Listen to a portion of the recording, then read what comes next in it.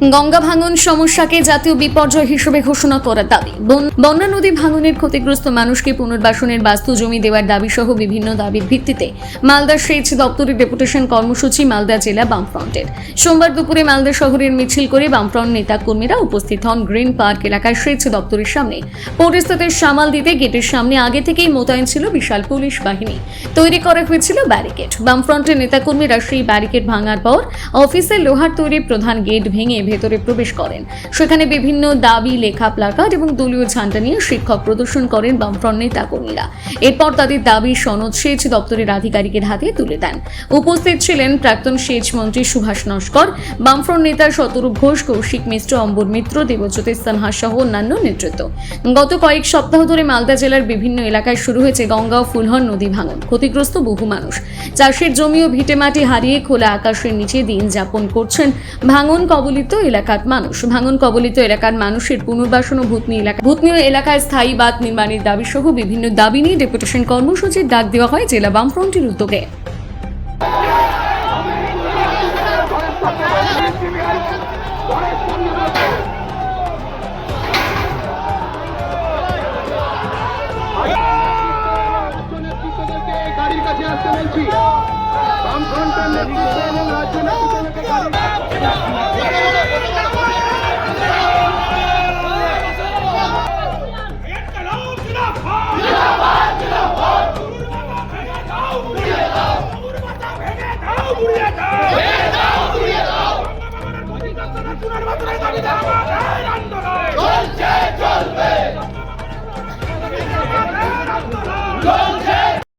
আপনারা জানেন যে এখানে গঙ্গার ভাঙনের সমস্যা মালদা মুর্শিদাবাদ জেলার।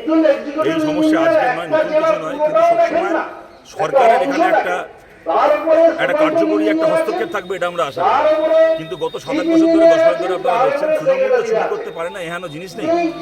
এমনকি গঙ্গা ভাঙন এলাকাতে বালির বস্তা থেকে, ভাঙন মেরামতির বালির বস্তা থেকে শুরু করে চালের চাল ডাল থেকে শুরু করে যে মানুষ একটা সব হারিয়েছে, সহায় সম্বল হারিয়ে বসে আছে, পথে বসে আছে, সেই মানুষেরা যে ঘরে এইভাবে চুরি করা যায় এবং তাদেরকে এইভাবে তাদেরকে শোষণ করা যায়, তৃণমূল না থাকলে কেউ বিশ্বাস করতে পারতো না। শরীরে মানুষের রক্ত না থাকলে এই জিনিস করা যায় না, তৃণমূল করে দেখিয়েছে। সুতরাং সরকারকে, এডুকেশন দপ্তরকে এর বিরুদ্ধে একটা হস্তক্ষেপ করতে হবে।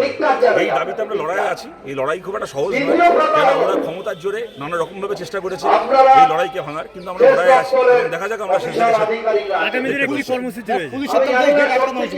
ওরা ওদের কাজ করেছে, আমরা আমাদের কাজ করেছি। ওদের গেট আটকেছে, আমরা লাথি মেরে গেট থেকে গেট খুলে আমরা ভেতরে ঢুকেছি।